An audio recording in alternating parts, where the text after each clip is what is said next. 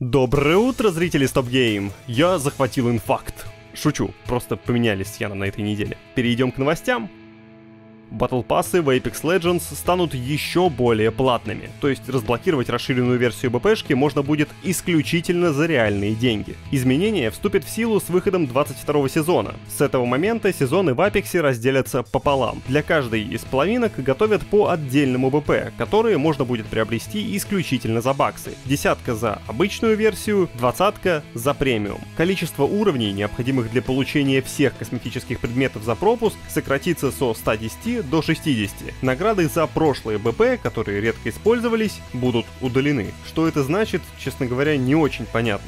Соберут у игроков, что ли? Тогда это скам какой-то. Хоть Battle пассы и станут сильно короче, по словам разработчиков, в них будет в 2 раза больше ценных материалов, а также на 3 легендарных слэш-эпических набора больше, чем раньше. Сами геймеры уже неплохо подытожили предложение от EA. Пишут, платите по 10 баксов дважды за сезон, вместо того, чтобы продолжать приобретать БП каждый сезон одним платежом. В каком месте это улучшение для игроков? По словам EA, переход с внутриигровой валюты на реальную дался студии нелегко, однако это позволило снизить цену на пропуск Premium Plus для пользователей по всему миру. Он на 29% дешевле старого премиум пропуска за 2800 монет.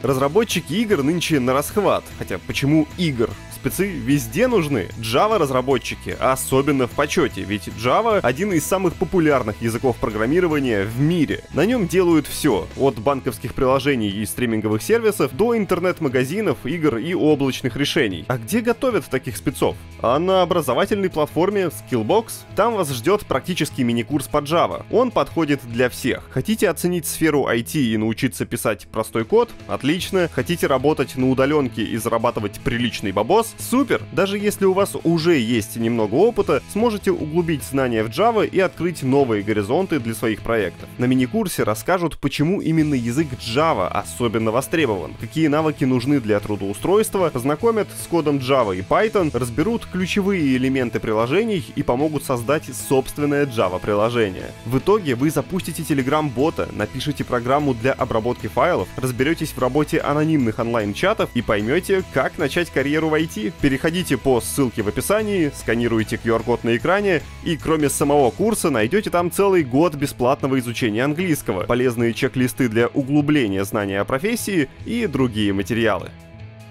2K готовит какой-то неанонсированный ремейк. Это стало известно из резюме Бретта Шупа, который трудится на посту аниматора захвата движений, как вы понимаете, в 2K Games. В списке его работ, кроме WWE, NBA, Top Spin и мобильный NFL, значится что-то по Мафия, что-то по Bioshock, что-то спортивное и что-то вообще не анонсированное. По всей видимости, Шуп еще и подчищает резюме от лишнего. Раньше там также назывались грядущий неанонсированный ремейк и отмененный проект Supermassive Games под кодовым названием Erebus. Новые игры в сериях Мафия и Bioshock секретом не являются, поэтому Шуп их и оставил. Какой конкретно ремейк делает 2K Games, сказать трудно. Каталог у компании очень большой. Можно лишь предположить, что ремейк основательный, раз к нему подключили аниматора захвата движений. То есть, по всей видимости, персонажей неизвестной игры анимировали заново с привлечением актеров.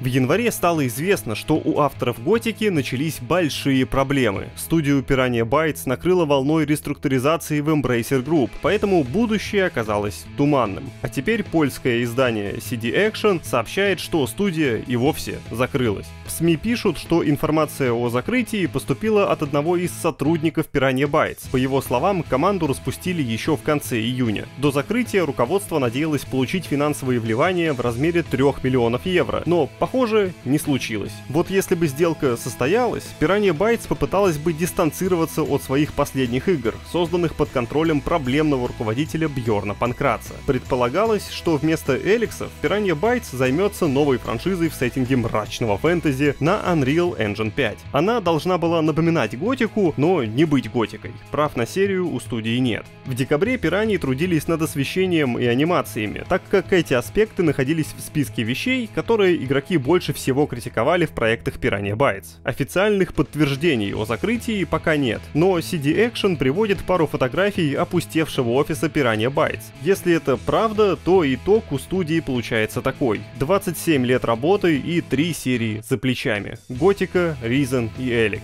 Судя по всему, за последние годы большинство релизов Piranha Bytes оказывались коммерчески неудачными. Серия Готика сейчас находится под контролем THQ Nordic, а ремейком занимается совсем другая студия.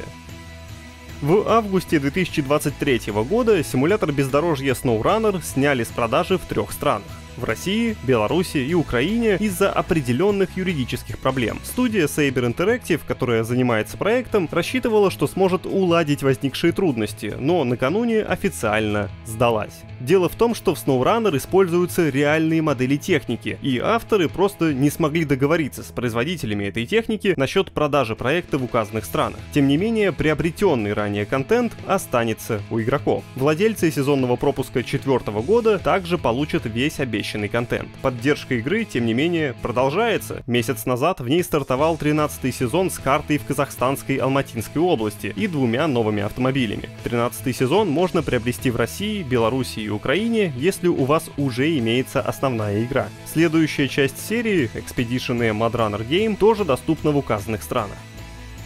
Южнокорейский ММО-шутер The First Descendant еще на этапе демонстрации первых трейлеров многие сравнивали с Destiny 2. На поверку у игр оказалось даже больше общего. Подозрительно больше общего, чем стилистические элементы. По геймплею The First Descendant действительно играет на одном поле с Warframe и Destiny, но нагляднее всего демонстрирует родственность проекта в сравнении иконок способностей и модификаторов. Красноречивый коллаж собрал автор Forbes Пол Тасси. Картинка уже облетела сеть и вызвала волну бурных обсуждений. Некоторые считают, что вообще-то своровать у Bungie это норм, ведь она тоже вдохновилась бесплатным набором иконок Orb Direction. Разработчики обеих компаний пока никак не комментировали ситуацию. Тем временем отзывы игры в Steam все еще смешанные, а пиковый онлайн достиг 264 тысяч человек и еще ни разу с релиза не падал ниже 200 тысяч, по данным SteamDB. Но лучше поднять онлайн не The First Descendant, а нашему сайту. Там вышел видос Семена Окрокова про то, как дробовики делают все лучше. Реально все. Переходите, смотрите и, конечно, не забудьте тут лайк поставить. Хорошего вам вторника.